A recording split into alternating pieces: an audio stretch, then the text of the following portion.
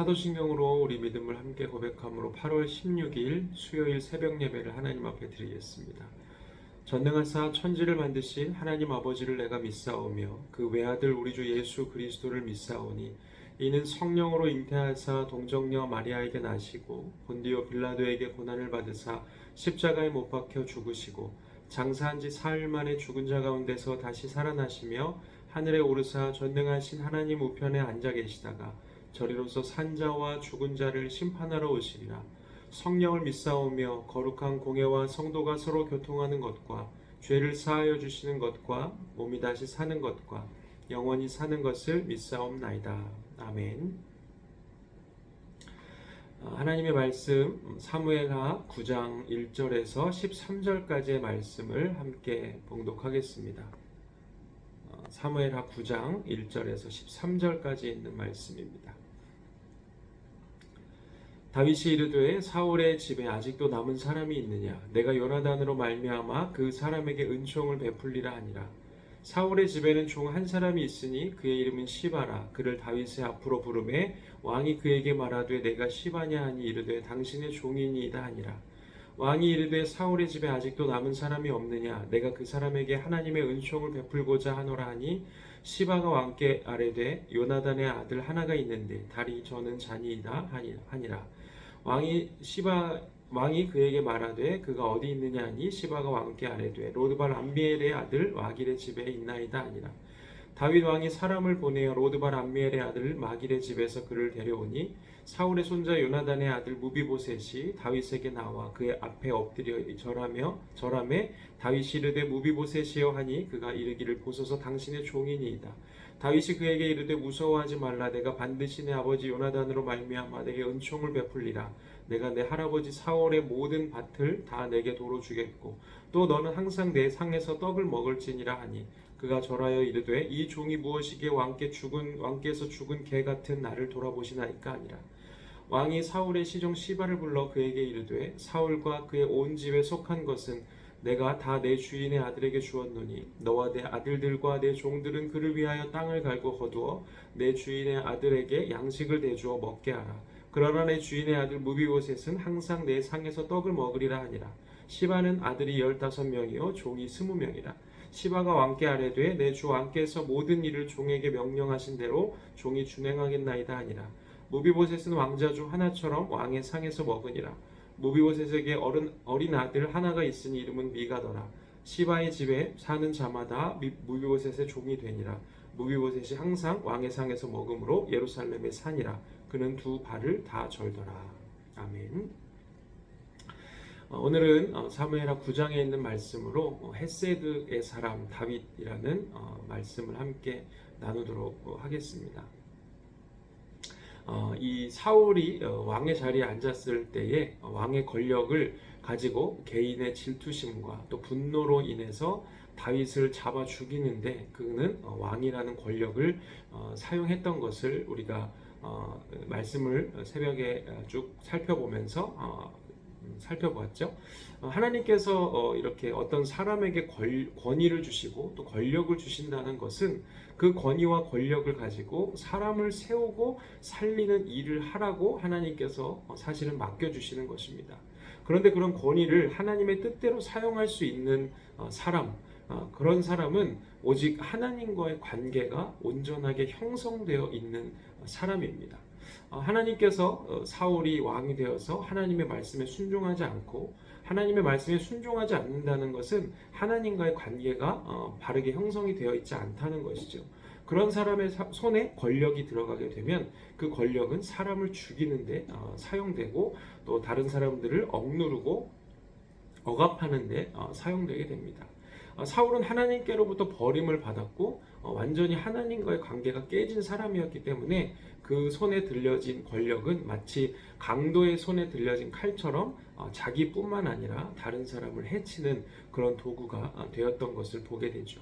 그러나 다윗은 하나님과 관계가 바르게 형성되어 있는 사람이었습니다.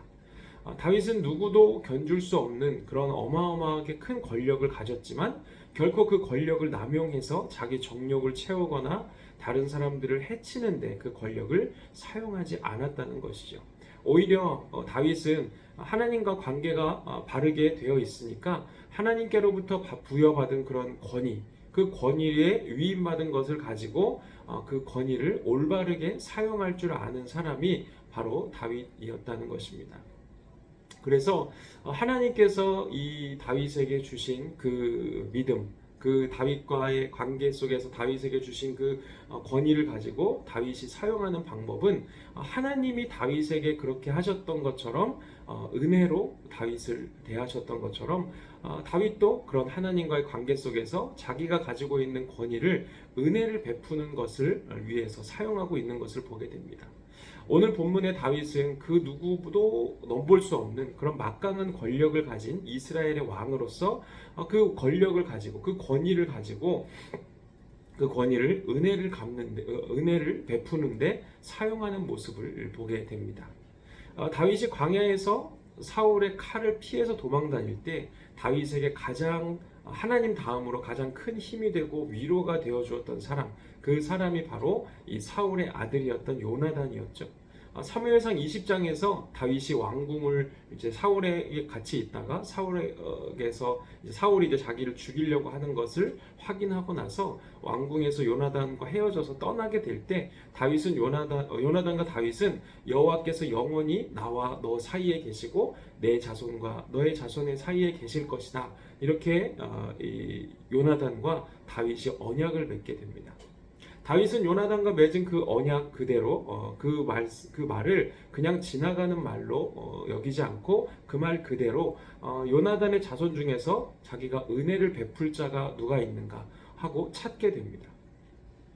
우리 속담에 원수는 물에 새기고 은혜는 돌에 새겨라 이런 말이 있죠.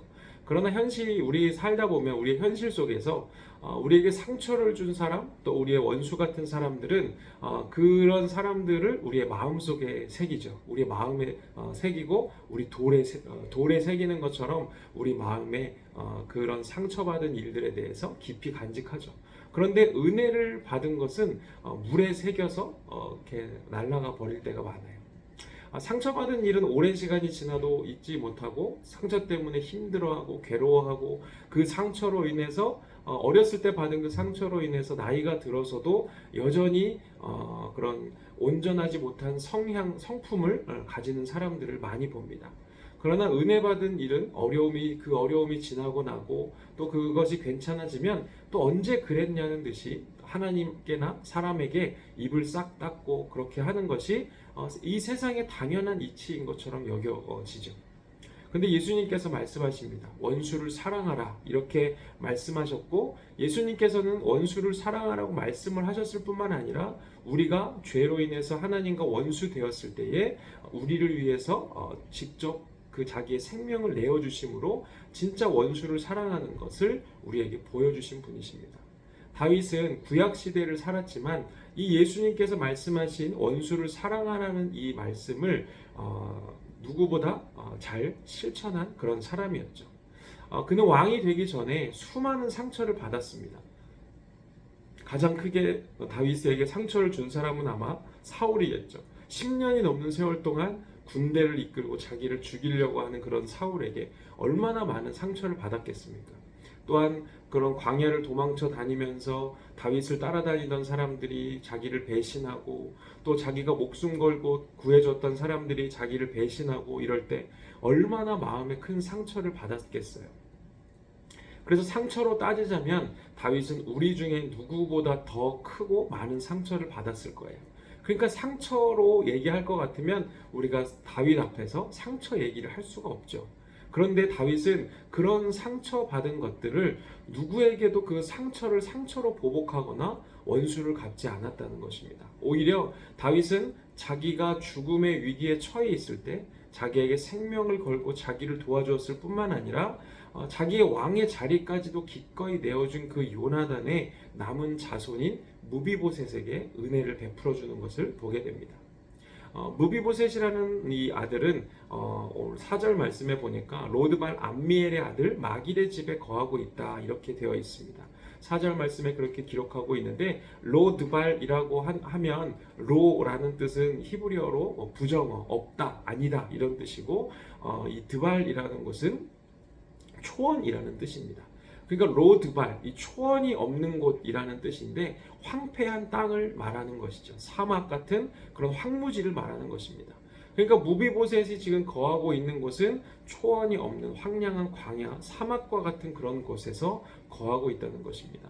왕에서도 그 아버지, 할아버지가 왕에서 폐위되면서 왕의 자리에서도 쫓겨나고 지금 거하고 있는 곳은 황폐하고, 그리고 오늘 말씀에처럼 무비보셋은 두 다리를 저는 그런 장애인이었다는 것을 성경이 이야기하고 있죠.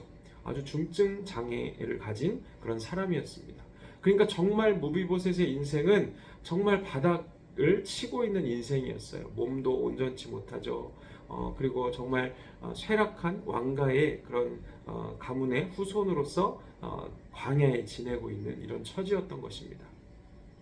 그렇게 누구의 관심도 받을 수 없고 오히려 이 사람들의 손가락질을 받을 수 있는, 왜냐하면 사울이 했던 그런 일들을 기억하고 있는 국민들, 백성들은 사울의 아주 그 폭정에 대해서 너무 시달렸고 괴로웠고, 그래서 어디 가서 자기가 사울의 후손이라고 말할 수도 없는 사람이 아마 무비보셋이었을 것입니다.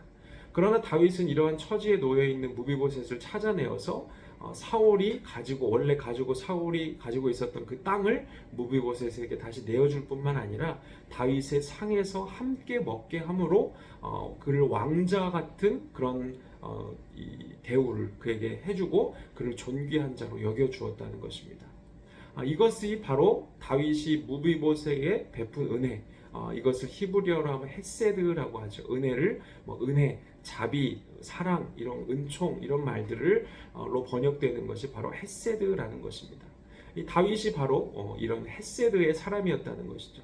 하나님께서 죄인된 우리를 위해서 베풀어 주신 그런 한없는 은혜가 바로 헤세드인데, 다윗은 하나님께로부터 그런 넘치는 헤세드를 받았기 때문에 그 헤세드를 또한 다른 사람에게 흘려보낼 수 있는 그런 헤세드의 사람이었다는 것입니다.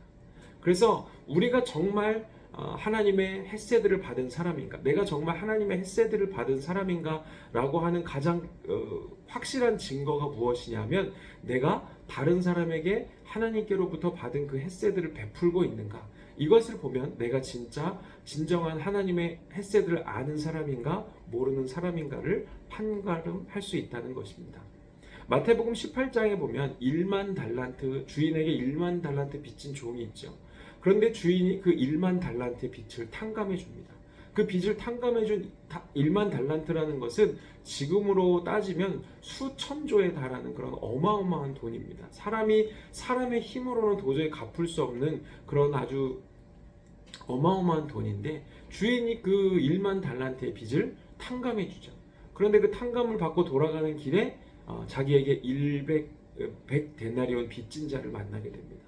그때 그 종이 어떻게 합니까? 그 100데나리온 빚진 자의 멱살을 잡고 감옥으로 끌고 가서 그를 감옥에 넣어버리게 되죠. 이 이야기를 듣고 그 주인이 화가 나서 그 1만 달란트 빚진 자를 데려다가 그렇게 오히려 감옥에 가두고 어두운데 가두어 버렸다는 것을 성경이 우리에게 말해줍니다. 우리가 진짜 하나님의 헤세드를 받았다는 것, 그것은 내 기분이나 내 감정이 아니에요. 하나님이 무슨 내 문제를 하나 해결해 주신 거, 그게 내가 헤세드를 받았다는 증거가 아니고, 우리가 우리에게 빚진 자들, 우리가 우리의 원수가 된 사람들, 우리에게 상처를 준 사람들에게 하나님이 내게 베푸셨던 것처럼 나도 그 사람들에게 헤세드를 베푸느냐, 그것을 가지고 내가 하나님의 진짜 헤세드를 받은 사람인지 안다는 것입니다. 다윗은 그렇게 정말 하나님께 받은 헤세드를 무비보셋에게 아무 대가 없이, 조건 없이 베풀고 있는 것을 보게 되죠. 제가 이 수련 목회자 생활을 할 때 학생부 아이들을 데리고 한 기도원에 간 적이 있습니다. 유명한 기도원이었는데 아이들 여름 방학 때 이제 수련회를 대체해서 그 기도원에 갔던 것이기 때문에 사람들이 굉장히 많았어요. 그래서 이 수련회를 하는데 이 숙소가 없으니까 여자들이 기도원 1층에서 자고 남자들이 기도원 2층에서 자고 또 숙소에도 다 가서 자고 이렇게 잤습니다.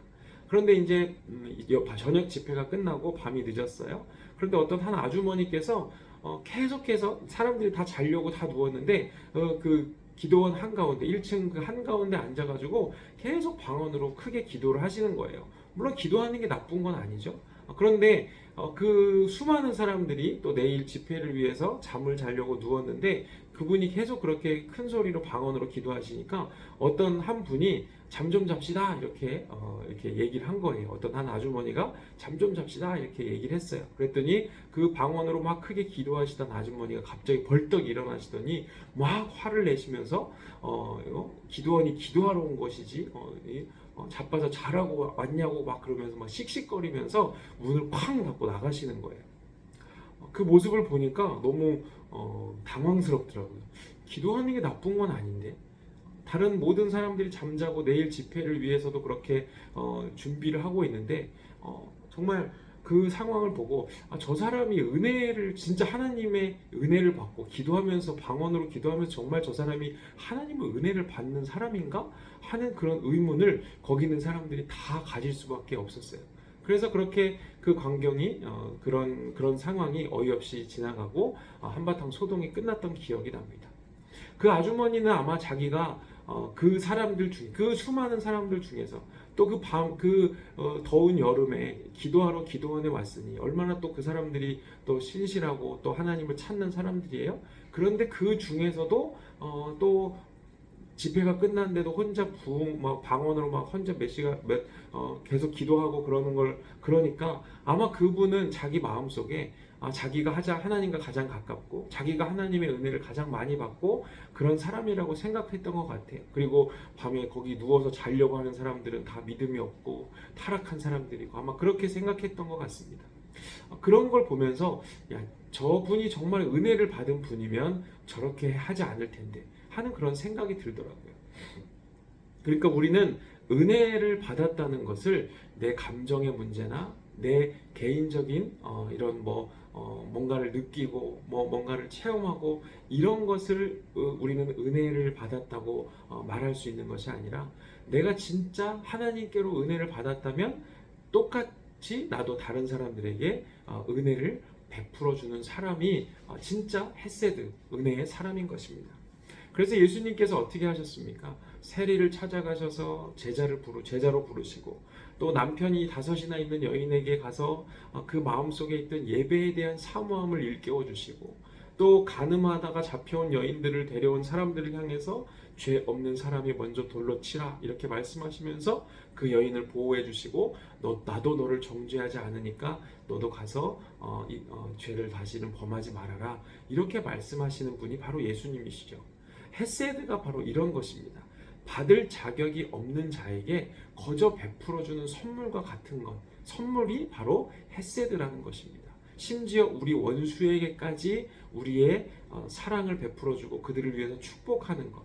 우리가 예수님의 죄로 인해서 하나님과 원수가 됐을 때에 예수님께서 자기의 생명을 내어놓으심으로 우리에게 헤세드를 베풀어 주셨던 것처럼 우리도 그렇게 우리에게 상처를 받은 사람, 우리를 힘들게 하는 사람들에게 헤세드를 베풀어주는 그런 사람이 돼야 한다는 것이죠.